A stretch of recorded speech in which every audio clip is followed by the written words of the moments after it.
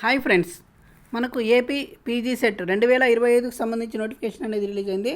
So మనకి post graduate common entrance test 2025. So మనకి ఎవరైనా అప్లై చేసుకోవాలనుకుంటే పీజీ సెట్కి అప్లై చేసుకోవచ్చు. సో డిగ్రీ ఫైనల్ ఇయర్ లేదా డిగ్రీ కంప్లీట్ అయిన వాళ్ళు ఎవరైనా అప్లై చేసుకోవచ్చు ఫ్రెండ్స్. సో ఓకే, ఇంకా నెక్స్ట్ వివరాలు చూసినట్లయితే మనకు ఇది ఎస్వి యూనివర్సిటీ తిరుపతి వాళ్ళు కండక్ట్ చేస్తున్నారు ఈ సంవత్సరం 2025లో. సో ఇక పూర్తి వివరాలు చూద్దాం.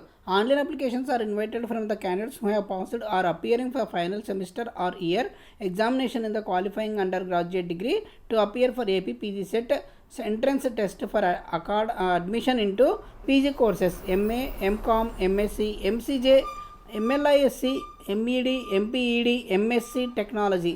సో తదితర కోర్సులు చేయడానికి కోసం ఈ నోటిఫికేషన్ అనేది రిలీజ్ అయింది. సో దీంట్లో మనకి గవర్నమెంట్ మరియు ప్రైవేట్ కాలేజీలు కూడా ఉంటాయి, అదేవిధంగా మైనారిటీస్ కాలేజీలు కూడా ఉంటాయి ఫ్రెండ్స్. ఇంకా నెక్స్ట్ చూద్దాం. So the further details go through the information brochure available in the website. So registration fee for each test of 850 rupees for OC, 750 rupees for BC candidates and 650 rupees SC, ST and PH candidates. If any candidate is eligible for more than one test, he or she can appear for more than one test by paying the registration fees for all the tests. The fees may be paid through AP online payment gateway, credit card, debit card or net banking for a submission of online application. Okay, so కాబట్టి application అనేది fee చూసినట్లయితే ఒక్కొక్క పేపర్కి 850 రూపాయలు OC అనేది pay చేయాల్సి ఉంటుంది. మీరు ఎన్ని పేపర్లు కావాలంటే అంత అమౌంట్ అనేది అడిషనల్గా పే చేయాల్సి ఉంటుంది. ఒక సబ్జెక్ట్ కావాలనుకుంటే ఒక సబ్జెక్ట్ మీద పే చేసుకోవచ్చు.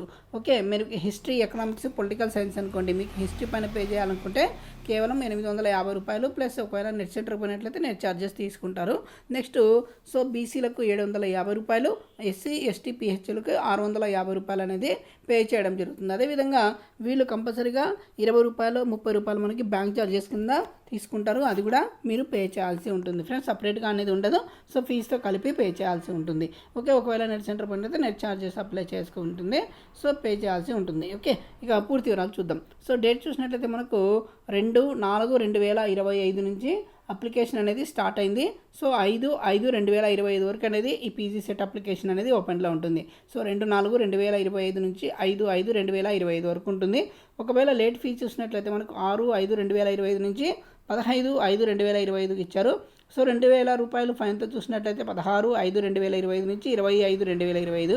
సో 4000 ఫైన్ చూసినట్లయితే మనకి 21/5/2025 నుంచి 24/5/2025. సో 10,000 రూపాయల ఫైన్ చూసినట్లయితే మనకి 25/5/2025 వరకు ఇవ్వడం జరిగింది. సో ఇక నెక్స్ట్ చూసినట్లయితే download of hall tickets 30/5/2025 download చేసుకోవచ్చండి.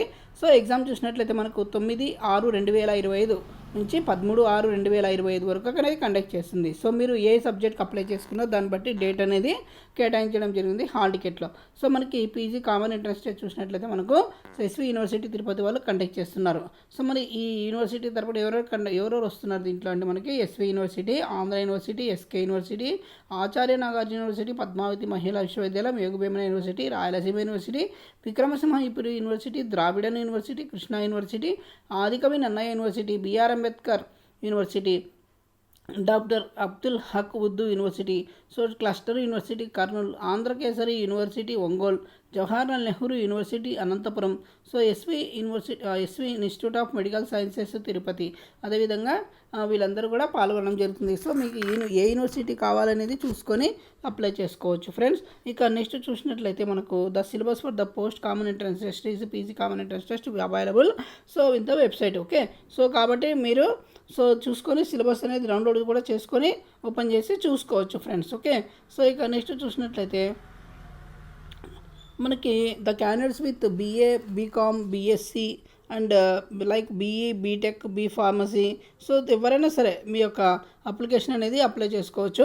సో ఒక్కసారి అప్లై చేసిన తర్వాత మళ్ళీ అమౌంట్ అనేది రిటర్న్ కాదు. సో కాబట్టి మీరు ఏదైనా సరే ఒక్కసారికి 2 సార్లు మీరు చూసుకొని అప్లై చేసుకోవాలి. Okay, so PG CET apply చేసుకోవడానికి ఎటువంటి ఏజ్ లిమిట్ అనేది లేదు. కేవలం డిగ్రీ పాస్ అయినా లేదా డిగ్రీ ఫైనల్ ఇయర్ చదువుతున్న వాళ్ళు కూడా అప్లై చేసుకోవడానికి అవకాశం ఉంటుంది. కాకపోతే డిగ్రీ కంప్లీట్ కావాల్సి ఉంటుంది కౌన్సిలింగ్ జరిగేటప్పటికి ఫ్రెండ్స్. ఓకే, సో ఇక నెక్స్ట్ చూద్దాం. So arts, humanities and social sciences. ఇక్కడ చూసినట్లయితే మనకు ఎంఏ ఇంగ్లీష్ అని ఇచ్చారు. సో ఇక్కడ ఏ యూనివర్సిటీలు ఆఫర్ చేస్తున్నాయి ఈ కోర్సుని చూసినట్లయితే మనకు కోర్సెస్ ఆఫరింగ్ యూనివర్సిటీ కోడ్ కింద ఇచ్చారు. సో దాన్ని బట్టి మీరు అప్లై చేసుకోవాల్సి ఉంటుంది. సో మనకి ఎనీ గ్రాడ్యుయేట్ అండి, సో డిగ్రీ పాస్ అయితే ఎవరైనా చాలు. ఇక్కడ 101 కోడ్. సో మీరు అప్లై చేసేటప్పుడే ఖచ్చితంగా ఏ కోడ్ అనేది చూసుకొని అప్లై చేసుకోవాల్సి ఉంటుంది. సో ఎగ్జామ్ తెలుగులో ఉంటుందా ఇంగ్లీష్లో ఉంటుందా ఇవన్నీ కూడా చూసుకోవాల్సి ఉంటుంది ఫ్రెండ్స్. ఓకే, సో ప్రతి దానికంటూ కోడ్ ఇవ్వడం జరుగుతుంది. సో దాదాపు మనకు 70-80 కోర్సులు పైనే ఉన్నాయి.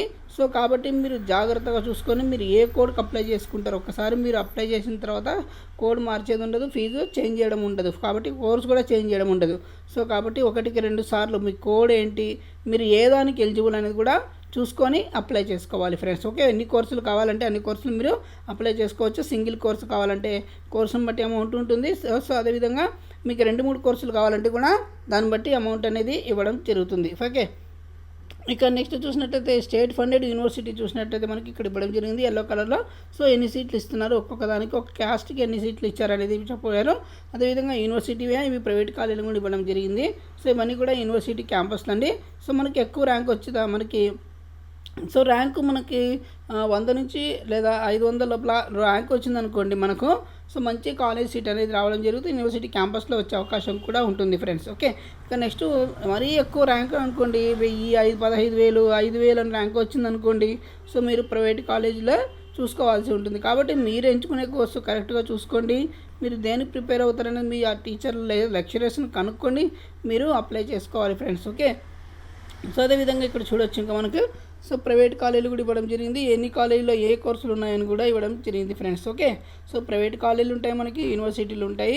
సో ఇక నెక్స్ట్ అదేవిధంగా మైనారిటీ కాలేజెస్ కూడా ముస్లిమ్స్ కోసము ఇవ్వడం జరుగుతుంది. సో కాబట్టి మీరు ఏదైనా సరే మీరు అప్లై చేసుకునేప్పుడు జాగ్రత్తగా చూసుకొని అప్లై చేసుకోండి. ఓకే, మీ కోర్సులు అనేవి ఏవే కోర్సులు ఏ యూనివర్సిటీలు కండక్ట్ చేస్తున్నాయి, సో 1-2 సార్లు నోటిఫికేషన్ అనేది రీడ్ చేయండి. మీకు అర్థం కాకుంటే కూడా మళ్ళీ ఒకసారి రిపీట్ చేసుకుని నోటిఫికేషన్ మొత్తం చదివి అప్లై చేసుకోండి ఫ్రెండ్స్. ఓకే, సో ఇక నెక్స్ట్ చూద్దాం.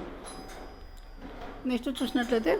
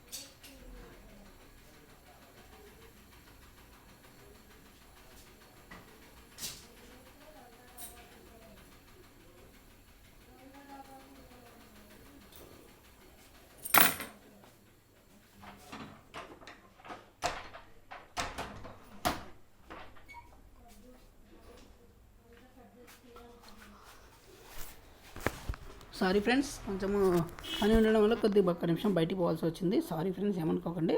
సో ఇది ఫ్రెండ్స్ మీకు యూనివర్సిటీలు చూసుకోండి. సో మీకు ఏ యూనివర్సిటీ కావాలి ఏంటి అనేది, ఏ కోర్స్ కావాలి, సో ఎన్ని కోర్సులకు అప్లై చేసుకుంటారనేది మీ పైన ఆధారపడి ఉంటుంది ఫ్రెండ్స్. మీకు ఏ కాలేజీలు ఉన్నాయని కూడా చూసుకొని అప్లై చేసుకోవాల్సి ఉంటుంది. ఓకే, సో ఇక నెక్స్ట్ చూసినట్లయితే మనకు eligibility condition. So must have passed qualifying examination as mentioned in the information booklet and must have qualified PG set test conducted by SV university in the connected subject which subject sort. Okay, so మీరు ఏ subject కోరుకుంటున్నారో ఆ సబ్జెక్ట్కి apply చేసుకోవచ్చు. ఇక next చూసినట్లయితే ఇది టోటల్గా ఆన్లైన్లోనే అప్లై చేసుకోవాల్సి ఉంటుంది.